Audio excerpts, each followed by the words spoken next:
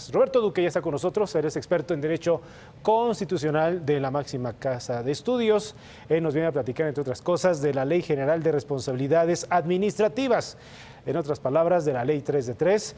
¿Cómo va y qué es lo que se puede esperar una vez que el presidente ya se ha pronunciado? Bueno, la presidencia de la República se ha pronunciado en relación a este tema. Bienvenido, maestro. Muchas gracias, Héctor. Un placer, como siempre. ¿Dónde estamos ahora para aquellas personas que acaban de sintonizar y que no se enteraron lo último de lo último? Bueno, se aprobó un paquete de reformas que el Congreso tenía que hacer. Lo hizo tarde porque tenía un plazo de un año para legislar. Lo hizo ya que se le había vencido ese plazo, pero bueno, tanto el Senado de la República como la Cámara de Diputados expidieron este paquete de leyes anticorrupción, que son una serie de disposiciones, pero han acaparado la atención dos de ellas en la Ley de Responsabilidades Administrativas que tú refieres, Héctor, que son el artículo 29 de esa ley, por el cual se canceló la demanda, la propuesta, la petición de la iniciativa ciudadana, firmada por 634,000 personas, de que estas tres declaraciones que ya conocemos, la fiscal, la de intereses y la patrimonial, sean públicas, sí, sin mayores cortapisas. No, ahí lo que hizo el Congreso fue poner candados para diluir o disolver la publicidad, o sea, el carácter público de estas declaraciones. Entonces, esa es una de las disposiciones muy discutidas y sobre las que se pidió abiertamente por los organizadores de la iniciativa 3 de 3 al presidente de la República que vetara. Porque, insisto, rompe con la lógica de que haya declaraciones públicas y completas de los funcionarios públicos.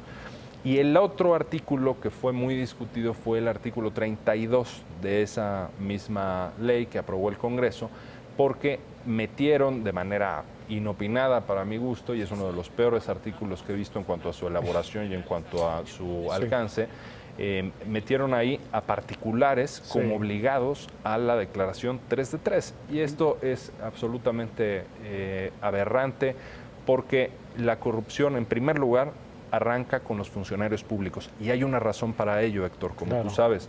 La razón es que los funcionarios públicos traen la sartén por el mango. Sí, claro. Te pongo un ejemplo. Un policía de tránsito corrupto, pues, o un país en donde hay policías de tránsito corruptos, es muy fácil que el particular dé la mordida para evitar la multa o para evitar el corralón.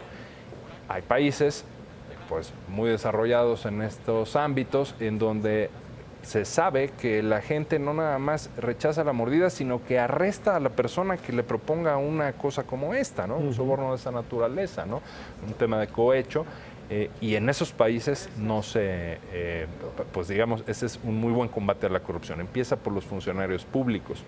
Y fíjate, ojo, la misma persona se puede comportar de maneras muy diferentes y sabe que está en un país en donde puede haber mordidas sin la menor consecuencia, y en uno en donde no, en uno en donde se va a la cárcel o se va arrestado. Entonces, esa aberración, esa aberración es la que se tiene que cambiar. Sí, en cuanto al artículo 32, porque además estuvo tan mal hecho este precepto, esta disposición jurídica, que abarca todavía, digamos, un universo muy grande de ciudadanos, millones y millones de ciudadanos. Le pega a los empresarios, pero también a los empleados de las empresas que de alguna manera utilizan recursos públicos por alguna contratación. Y pues imagínate cuántos empleados puede haber en una empresa. A lo mejor son 200, a lo mejor son 5,000, a lo mejor son 50,000. Entonces, todos ellos, según la redacción muy mala, reitero, de ese artículo 32, quedarían obligados. Y en fin, y también otras personas, se ha mencionado mucho, los propios promotores de la iniciativa ciudadana, Eduardo Bojorquez, Juan Pardinas, lo han precisado. Abarca también, por ejemplo, a becarios del CONACYT, abarca a gente que recibe programas sociales.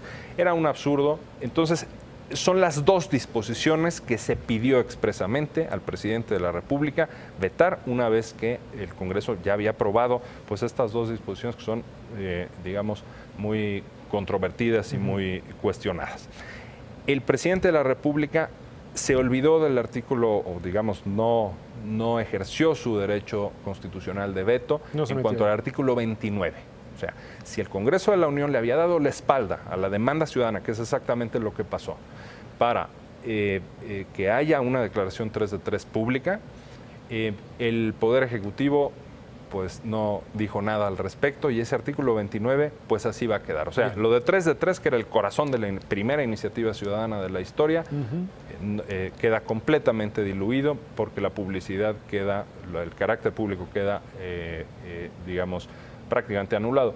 Y en cuanto al artículo 32, sí se pronuncia el presidente y ese es el único que veta. Entonces yo diría, es un medio veto del presidente de la República, claro, porque de las dos disposiciones inconvenientes solo se refiere a una, que es esta que afecta los intereses no solo, pero principalmente del sector privado y de la clase empresarial. Recordamos esta estampa que fue pues muy atípica de empresarios que salieron a manifestarse en Paseo de la Reforma, muy trajeados, muy emperifollados, y ahí estaban con pancartas y todo, pronunciándose en contra, pues precisamente de estas disposiciones.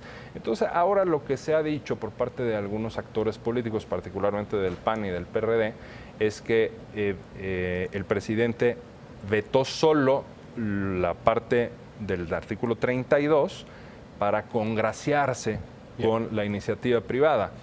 Pero hay que puntualizar una cosa. Cuando yo digo, Héctor, que el Poder Legislativo fue el que le dio la espalda a la ciudadanía con el 3 de 3, como estaba en la redacción original de la iniciativa suscrita por tantos ciudadanas y ciudadanos, bueno, me refiero al Poder Legislativo en su conjunto. ¿Por qué? Porque PAN y PRD, que ahora le quieren echar toda la culpa al PRI, no fueron completas sus fracciones a votar. Sus fracciones parlamentarias no estuvieron completas y también tienen una parte de responsabilidad innegable.